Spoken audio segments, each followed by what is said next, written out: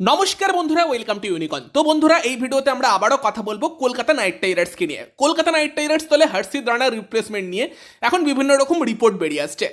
দুটো জায়গা থেকে দুরকম রিপোর্ট এসেছে। প্রথমত ক্রিকবাজ রিপোর্ট করেছে যে হর্ষিত রানা তো এই বছরের আইপিএল থেকে রুলড আউট হয়েই গিয়েছে। কালকেও আমরা দেখেছি হর্ষিত রানাকে ওই অনুষ্ঠানে আসতে, এবং সেখানে সে কিন্তু ক্রাচ নিয়ে হাঁটছিল, এবং সেখানে ক্রিকবাজ লিখেছে কে আর কোনো রিপ্লেসমেন্ট নেবার ভাবনা চিন্তা করছে না হর্ষিত রানার।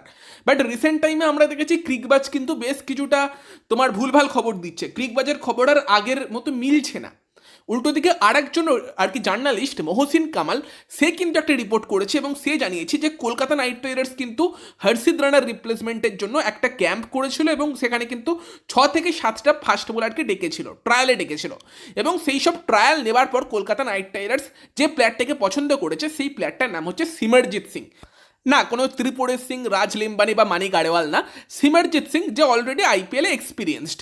তো তাকে কেন কেকেআর পছন্দ করতে পারে, সে কিভাবে দলকে সাহায্য করতে পারে, সেইগুলো আমরা এই ভিডিওতে আলোচনা করে নেবো। দেখো, সত্যি বলতে কি, আমি কয়েকদিন একটু বাইরে থাকতে পারি, তো ভিডিও কম আসতে পারে, এবং সেই জায়গাতে যদি সেই সময় দাঁড়িয়ে সিমরজিৎ সিংকে কেকেআর সত্যি সাইন করায়, এই খবরটা যদি সত্যি হয়, সেখানে আমি হয়তো ভিডিও দিতে পারবো না। তো আমি আজকে আলোচনা করে নেবো সিমরজিৎ সিংকে যদি কেকেআর সত্যি নিয়ে আসে, তাহলে কেন নিয়ে আসতে পারে, কি অ্যাড করতে পারে সে কেকেআর দলে।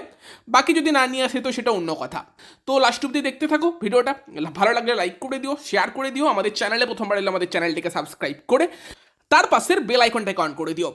তো প্রথমে যদি আমরা কথা বলি কি কারণে সিমরজিৎকে পছন্দ হতে পারে, তার মধ্যে আমার মনে হয় সব থেকে বড় কারণ সিএসকে কানেকশন। সিএসকেতে খেলেছে, ব্রাভোর সাথে খেলেছে, মানে ব্রাভোর আন্ডারে সিএসকেতে থাকার সময় হতে পারে ব্রাভো সাজেস্ট করেছে সিমরজিৎ সিংকে, সেটা হবার চান্স কিন্তু একটা ভালো রকম আছে। প্রথমে যদি আমরা সিমরজিৎ সিংকে নিয়ে কথা বলি, তো 28 বছর বয়সী ভারতীয় ট্যালেন্টেড ডানহাতি ফাস্ট বোলার সিমরজিৎ সিং।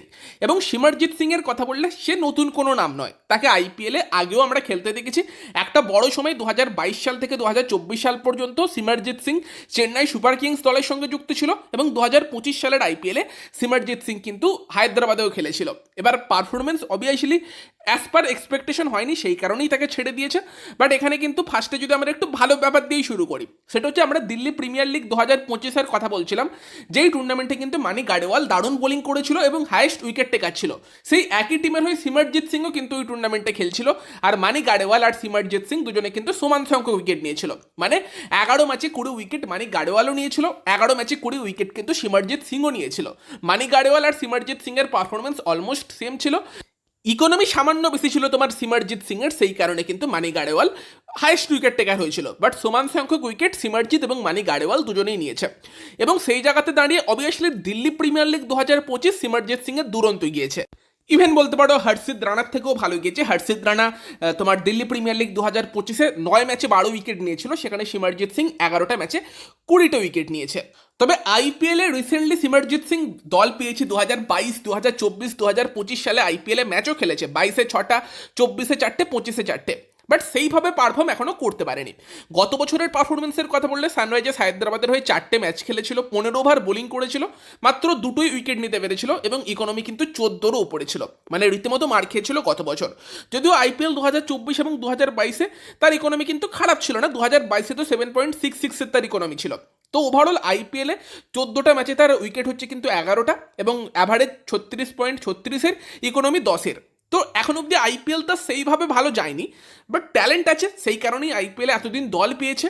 বাকি যদি আমরা রিসেন্ট তার কিছু ডোমেস্টিক পারফরমেন্সের কথা বলি, টি-20-তে কিন্তু রিসেন্টলি সে খুব একটা ভালো করেনি, এবং সেখানে কিন্তু সৈয়দ মুস্তাক আলী ট্রফির 3টে ম্যাচে সে খেলেছিল ঝাড়খণ্ডের বিরুদ্ধে, 31 রান দিয়ে 1টা উইকেট নিল। তারপর পরপর 2টো ম্যাচে কিন্তু প্রচুর মার খেয়েছিল। দিল্লি বনাম তামিলনাড়ু ম্যাচে 52 রান দিয়ে 2 উইকেট, দিল্লি বনাম সৌরাষ্ট্র ম্যাচে 67 রান দিয়ে উইকেট পায়নি। ফলে তার যে লাস্ট 3টে টি-20 ম্যাচ, তার মধ্যে 2টো ম্যাচেই কিন্তু খুব একটা ভালো পারফরমেন্স সৈয়দ মুস্তাক আলী ট্রফিতে সে দেয়নি, রীতিমতো মার খেয়েছিল।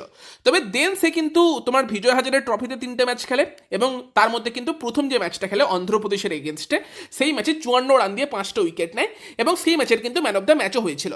তবে তারপর আরও একটা লিস্টে ম্যাচ, যেটা লাস্ট খেলেছে মানে ওয়ানডে ম্যাচ, সেই ম্যাচে কিন্তু সৌরাষ্ট্রের এগেনস্টে 86 রান খেয়ে গিয়েছিল কোনো উইকেট ছাড়া। তো রিসেন্ট পারফরমেন্সের কথা বললে অতটা কিন্তু ভালো পারফরমেন্স তার আসেনি রিসেন্টলি, বেশ কিছু ম্যাচে রীতিমতো মার খেয়েছে। তবে যদি তার আমরা ওভারঅল টি-20 কেরিয়ার নিয়ে কথা বলি, সেখানে 42টা ম্যাচে তার 47টা উইকেট আছে, 25-এর নিচে অ্যাভারেজ, 8.73 ইকোনমি, যেটা খুব একটা খারাপ না বলা যেতে পারে, ঠিকঠাকই। তো সেখানে রিসেন্টলি একটু মার খেলেও ওভারঅল খারাপ করেনি। এবার সিমরজিৎ সিংয়ের যদি আমরা স্ট্রেংথ নিয়ে কথা বলি, সিমরজিৎ সিংয়ের শক্তিটা কি? সিমরজিৎ সিং কিন্তু এমন একটা বোলার যার কাছে গতিটা আছে, গতি তার সব থেকে বড় শক্তি, এবং সে কিন্তু খুব অনায়াসেই 140+ গতিতে বল করতে পারে। এবার 145-146ও টাচ করতে পারে, মানে রীতিমতো গতি তার কাছে আছে। এবং তার মেন কিন্তু হার্ড লেন্থে বোলিংটাই সব থেকে বেশি, মানে তার বড় শক্তি, এবং সেই হার্ড লেন্থ বোলিং দিয়েই সে কিন্তু বেশিরভাগ উইকেট নেয়, নতুন বল সুইং করিয়ে দিতে পারে দুটো দিকেই গতির সঙ্গে। তো এই একটা এবিলিটি যেটা অনেক টিমই পছন্দ করে, যে এত গতিতে বল করছে, ঠিকঠাক লেন্থে বল করতে পারে, হার্ড লেন্থে, যেটা সিমরজিৎ সিংয়ের একটা পজিটিভ ব্যাপার। কিন্তু এখানেই ব্যাপারটা হচ্ছে যে যদি কলকাতা তাকে দিয়ে ডেথে বল করানোর কথা ভাবে, সেটা হয়তো খুব একটা আইডিয়াল নয়, কারণ সিমরজিতের স্লোয়ার ওয়ান খুব একটা আমরা দেখিনি, এবং তারই পাশাপাশি তাকে যে ডেথে আমরা খুব একদম পিন পয়েন্ট ইয়র্কার করতে দেখেছি সেরকমটাও না। এমন নয় যে ইয়র্কার করতে পারে না, বাট অনেক সময় ইয়র্কার করতে গিয়ে সে লেন্থও মিস করে, সেই কারণে মাঝে মধ্যে এক্সপেন্সিভও যায়। তো সব মিলিয়ে সিমরজিৎ সিংয়ের মেন শক্তি হচ্ছে হিট দ্য ডেক বোলিং করা, সঙ্গে নতুন বলে একটু পাওয়ার প্লেতে বোলিং করে দেওয়া। তো সেখানে এবার সিমরজিৎ সিংকে কেন কেকেআরের পছন্দ হতে পারে, সেই নিয়ে যদি আমরা একটু কথা বলি, তো দেখো পার্সোনালি আমার যেটা মনে হয়, কলকাতা নাইট রাইডার্স ম্যানেজমেন্ট তাদের স্পেস বোলিং অ্যাটাকে ভ্যারাইটি চাইছে, এবং হয়তো সেখানেই উমরান মালিকের থেকে যেটা কেকেআর ম্যানেজমেন্ট এক্সপেক্ট করছিল, বর্তমানে উমরান মালিকের অফ ফর্মে সিমরজিৎ সিংয়ের মতো একটা প্লেয়ারের দিকে যাচ্ছে, যে যদি দরকার পড়ে মিডল ওভার এনফোর্সারের একজন, সেখানে কিন্তু সিমরজিৎ সিং সেই কাজটা করতে পারে। যদি আমরা একটু কেকেআরের বোলিং অ্যাটাকটাকে ভাবার চেষ্টা করি, সেখানে বরুণ চক্রবর্তী, সুনীল নারায়ণ, অনুকূল রয় আছে, এবং তারই পাশাপাশি ক্যামেরন গ্রিন আছে, মাতিসা পাথিরানা আছে, বৈভব আরোরা, আকাশদীপ আছে, এগুলো মেন কিছু বোলার, সঙ্গে কার্তিক ত্যাগী এবং উমরান মালিক আছে। এবার এটা ঠিক কথা, মাতিসা পাথিরানা যদি খেলে, সে যদি ফিট থাকে, তাহলে 18 নম্বর 20 নম্বর ডেথে 2টো ওভার পাথিরানা দিয়ে দিচ্ছে, সেই নিয়ে চাপ কম, ডেথে সেক্ষেত্রে 1টা ওভারই অন্য কোনো বোলারকে করতে হবে। এবং সেই জায়গাতে যদি কেকেআর একসাথে বৈভব আরোরা এবং আকাশদীপ সিংকে শুরু করায়, সেখানে হয়তো খুব একটা ভ্যারাইটি অ্যাটাকে আসবে না, কারণ এই দুটো বোলারই নতুন বলে বল করতে বেশি পছন্দ করে। বৈভব আরোরাও পছন্দ করবে নতুন বলে 1 নম্বর এবং 3 নম্বর ওভারটা বোলিং করতে, আকাশদীপও হয়তো 1 নম্বর আর 3 নম্বর ওভারটা বোলিং করতেই বেশি পছন্দ করবে, প্রথম 3 ওভারের মধ্যে 2টো ওভার করতে চাইবে। যেহেতু এই দুটো বোলারের গতিটা অত বেশি নেই, তাদের কিন্তু রান খেয়ে যাবার একটা সবসময় সম্ভাবনা থাকে মিডিল ওভারে। তাদের মেন শক্তি নতুন বলে মুভমেন্ট, যেখানে বৈভব আরোরার হাতে বেশ সুন্দর সুইং আছে, বাঁহাতি ব্যাটসম্যানদের যেটা আউট সুইং হয় ওটা সব থেকে বড় তার শক্তি, আর সেই জায়গাতে আকাশদীপ সিম মুভমেন্ট বেশি করে, তার মধ্যে সেই স্কিল সেটটা তো আছে, বাট গতিটা দুজনেরই কম। সেখানে কেকেআরের হয়তো ভাবনা চিন্তা থাকতে পারে যে আরোরা এবং আকাশদীপকে একসাথে স্টার্ট করিয়ে আমাদের খুব একটা লাভ কিছু হবে না, এই দুটো প্লেয়ারই নতুন বলে বল করতে পছন্দ করে। সেখানে যদি আরোরা আর আকাশদীপের একজন খেলে, সে 1 নম্বর এবং 3 নম্বর ওভারে বল করে দিতে পারবে, পাওয়ার প্লেতে শুরুতেই 2টো ওভার দিয়ে দিতে পারবে, এবং তারই সঙ্গে সিমরজিৎ 1টা ওভার পাওয়ার প্লেতে করে দিতে পারবে, মানে প্রথম দিকে 3টে ওভার শর্টেড, দেন তার পরের 3টে ওভারে পাথিরানা, নারায়ণ, বরুণ তারা 1টা করে ওভার দিতে পারে, ফলে পাওয়ার প্লে সেখানে কেকেআর শর্টেড করে ফেলবে সিমরজিতের 1টা ওভার করিয়ে। এবং দেন যদি ডেথে তোমার পাথিরানার 2টো ওভার থাকে, তার সঙ্গে যদি 1টা ওভার আরোরা বা আকাশদীপ দিয়ে দিতে পারে, সেখানে লাস্টের 3টে ওভারও শর্টেড। এবার দেন 6 ওভার থেকে 17 ওভারের যে ফেসটা, ওই 11টা ওভারে কিন্তু সিমরজিৎ সিং ইজিলি মিডিলে ভালো বল করতে পারবে, যেহেতু hit the deck bowler, middle ওভারে ওই টাইপের বোলাররা সাফল্য পায়, সেখানে মিডিলে সে 2 থেকে 3টে ওভার দিয়ে দেয়, মানে তার সঙ্গে তোমার বরুণ চক্রবর্তী, সুনীল নারায়ণ, ক্যামেরন গ্রিন, অনুকূল রয় আছে, মিডিল ওভারে কেকেআর কিন্তু ডমিনেট করতে পারবে অপোনেন্টকে।